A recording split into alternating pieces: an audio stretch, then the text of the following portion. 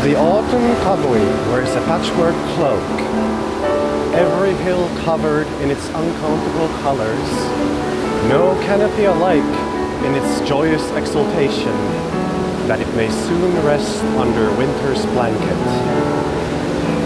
On this fish-shaped Yaun Mosir, so far from my northern woods, the trees explore in all directions, none content to grow up straight.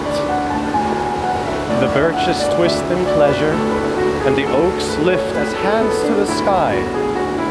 Life wears the same skin here, but their face is so different from home. Eyes gleaming with manic glee, looking down upon me. See now, foreign child, how my cloak swallows you alive.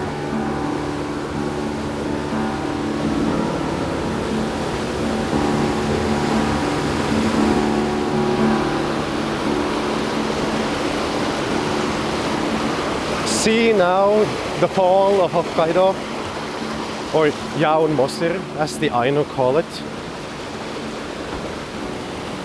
What you just heard was a little poem I wrote here at the base of Mount Teine in Sapporo, where I shall find myself for the next 2 months.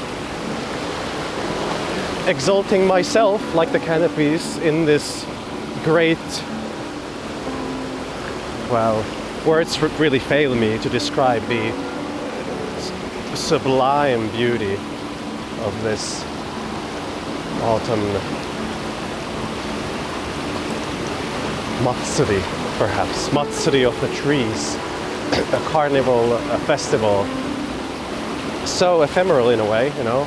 Autumn is a season of change. It doesn't stay still. I've always thought of it as something liminal, transitional. If summer and winter are the sort of poles of the year, then spring and fall are the waterfalls that flow into them. Like this one, Hoshioki no taki. I believe that's what it's called. And so every day, more leaves change their colors, more fall.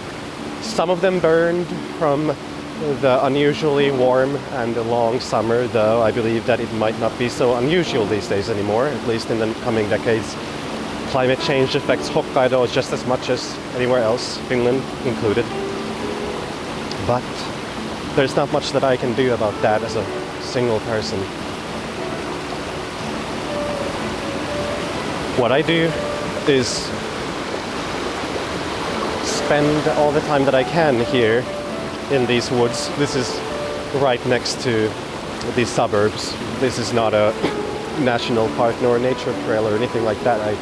The road goes just 30 feet from here. And yet nonetheless here it is. Something so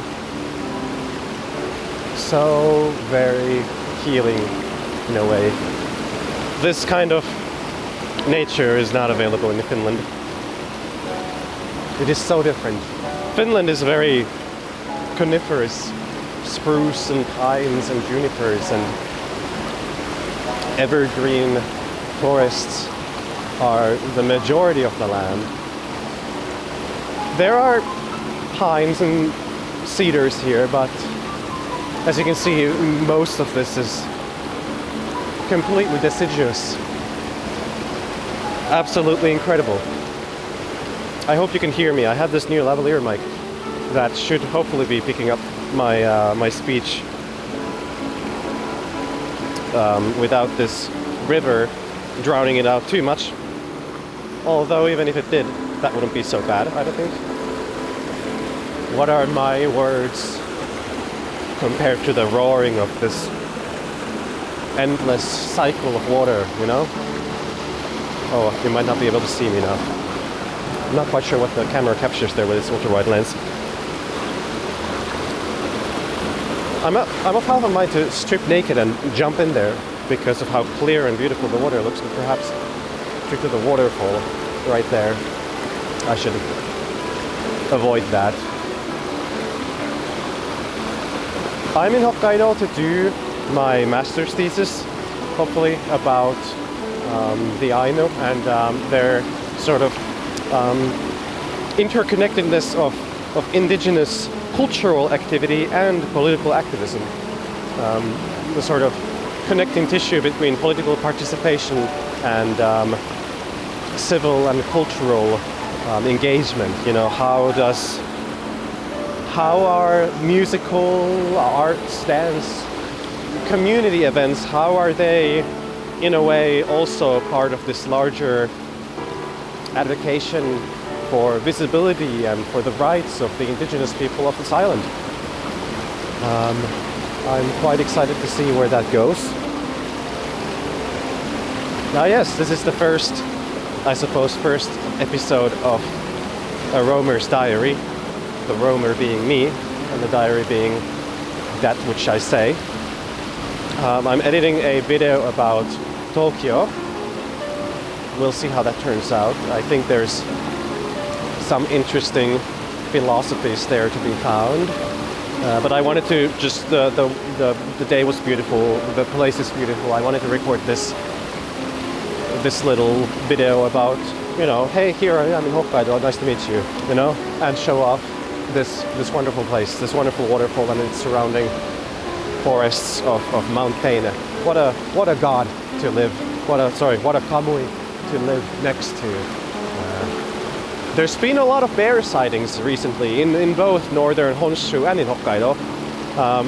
As far as I understand, the summer has been unusual in both its temperature, in its length, and also in the lack of food and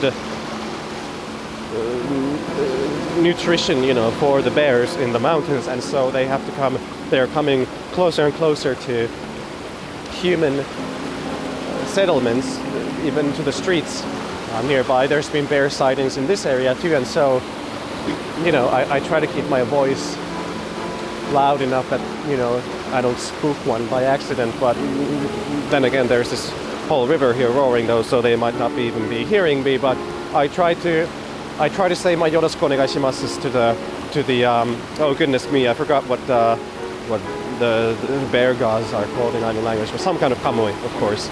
I know fox gods are星置の滝, and I need to study the language a little more.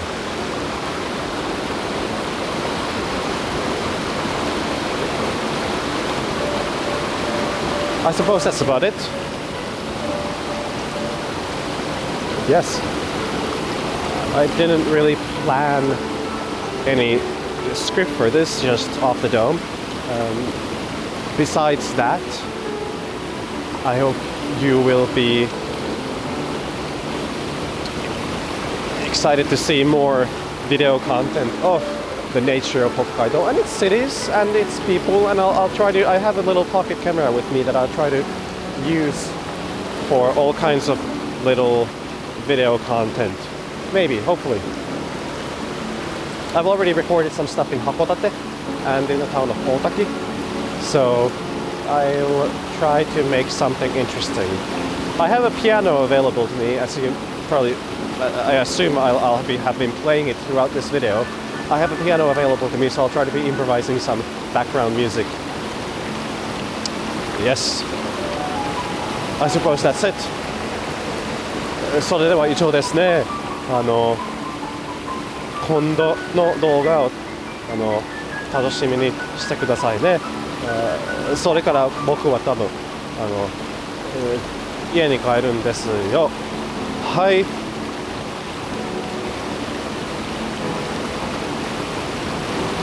I'm running out of things to say. Enjoy.